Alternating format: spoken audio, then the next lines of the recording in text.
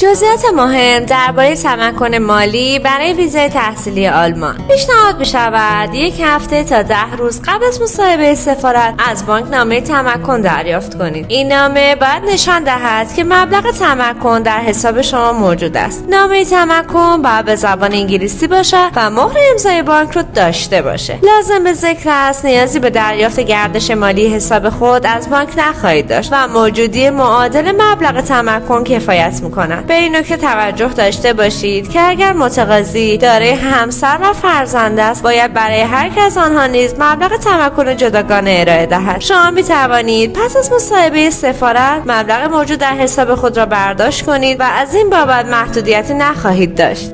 شرکت استارتنام مستقر در شهر کلن با داشتن 2 دپارتمان تخصصی مهاجرت و مدرسه آموزش زبان آماده ارائه خدمات به تمام متقاضیان گرامی می باشد. جهت ارتباط با مشاوران شرکت استارتنام می توانید از طریق شماره تلفن زیر در شبکه‌های اجتماعی واتساپ، تلگرام، ایمو و یا ارسال پیام به دایرکت اینستاگرام اقدام نمایید.